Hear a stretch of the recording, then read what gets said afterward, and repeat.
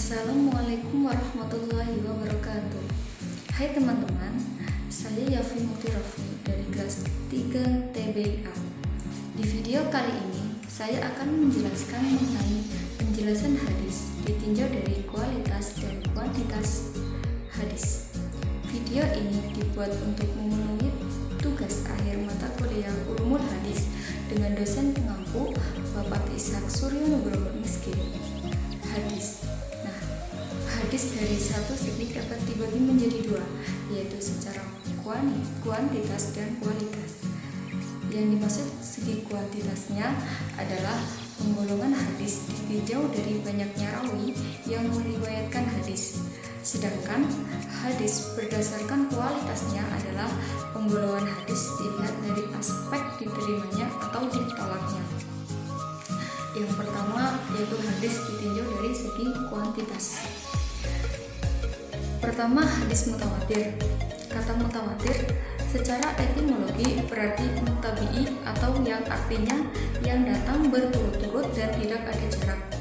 Sedangkan secara terminologi, hadis mutawatir adalah hadis yang merupakan tanggapan panca indera yang diriwayatkan oleh sejumlah besar rawi yang menurut kebiasaan mustahil mereka berkumpul dan bersepakat untuk dusta. Ada ulama yang menerangkan hadis mutawatir dengan jelas dan terperinci, yaitu Ibnu Hajar al-Asqalani. Menurut Hajar al-Asqalani, hadis mutawatir yaitu hadis yang diriwayatkan oleh sejumlah orang yang mustahil melakukan kesepakatan untuk berdusta. Mereka itulah yang meriwayatkan hadis dari awal hingga akhir sanad. Terjadinya perbedaan pendapat di kalangan para ulama tentang ketentuan batas minimal berapa jumlah rawi pada hadis mutawatir. Menurut Abu Ghaib adalah sekurang-kurangnya ada 4 orang pada tiap tabaqah atau tingkatan rawinya. Menurut Imam Syafi'i mengemukakan paling sedikit minimal 5 orang pada tiap habaqah. Ada juga ulama lain yang menentukan paling sedikit 20 orang pada tiap habaqah. Dan ada juga pendapat yang keras dari sebagian ulama bahwa mereka menentukan hadis mutawatir harus memenuhi syarat 40 rawi pada tiap-tiap habaqah atau tingkatan.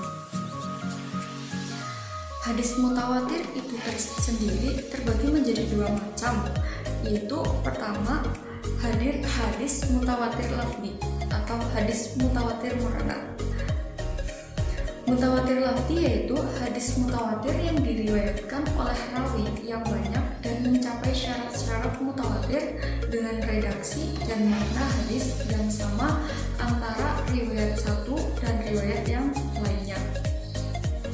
Sedangkan mutawatir mu'anad yaitu hadis yang mempunyai tingkatan derajat mutawatir namun susunan redaksinya berbeda antara yang diriwayatkan satu rawi dengan rawi yang lainnya, namun isi kandungan maknanya tetap sama. Yang kedua yaitu hadis ahad. Yang dimaksud hadis ahad di sini yaitu hadis yang diriwayatkan oleh 1, 2, atau 3 orang atau lebih namun tidak mencapai tingkatan mutawatir. Artinya pada tiap tabaqah atau tingkatan jumlah rawi hadis ahad bisa hanya terdiri dari 1 rawi, 2 atau 3 rawi saja dan tidak mencapai derajat mutawatir. Hadis ahad sendiri dibagi menjadi 3 macam, yaitu hadis masyhur, hadis aziz, dan hadis gharib.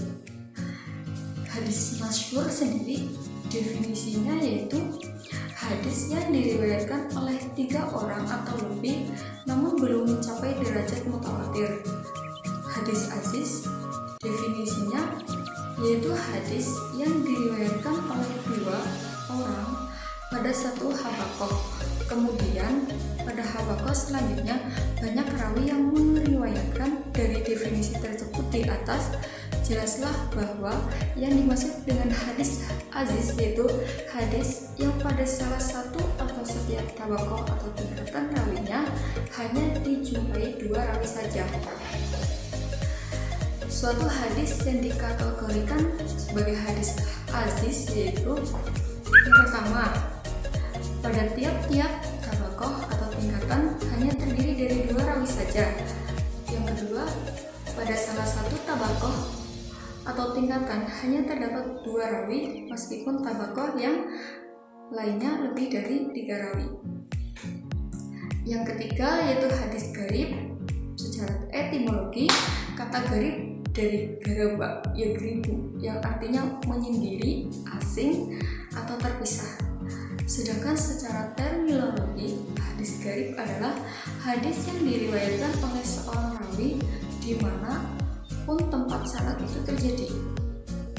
Nah, yang kedua yaitu kita membahas tentang hadis ditinjau dari segi kualitas. Yang pertama, hadis sahih.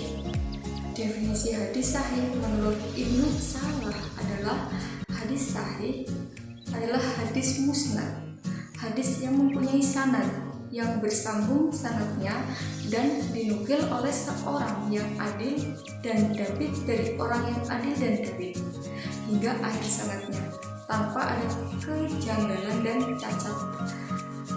Dari definisi tersebut di atas dapat dikatakan bahwa yang dimaksud dengan hadis sahih yaitu hadis yang sanadnya bersambung, tidak putus, dan para rawi yang meriwayatkan hadis tersebut adalah adil dan dabit, serta dalam matan hadis tersebut tidak ada kejanggalan syak atau cacat wilah.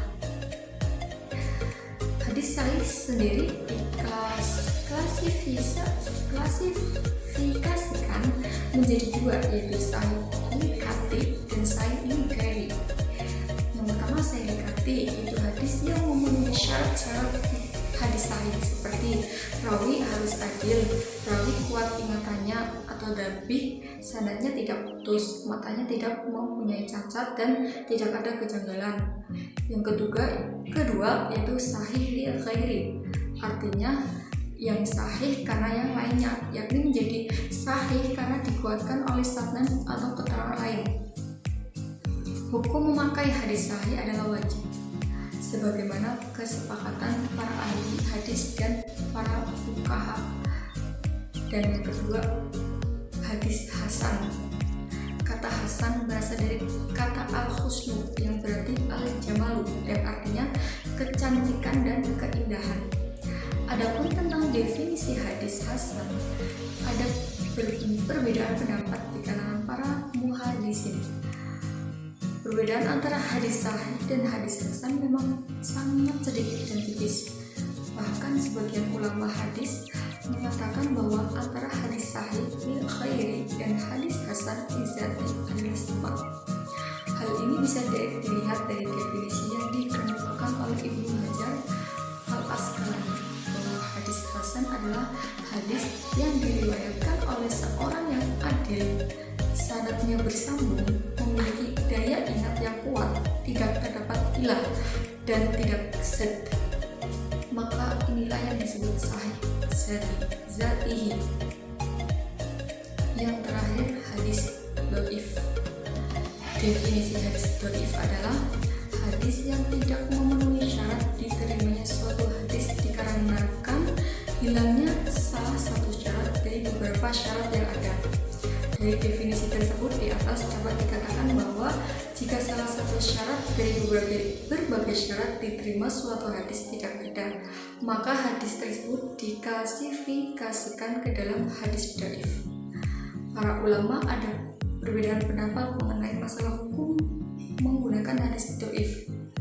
Mayoritas ulama memperbolehkan mengambil hadis dhaif secara hujjah apabila terbatas pada masalah fardu amal. Demikianlah sahabat bacaan Madani ulasan tentang macam-macam hadis ditinjau dari segi kuantitas dan kualitas. Semoga kita dapat mengambil pelajarannya ya dalam pembahasan tersebut. Sekian dari saya.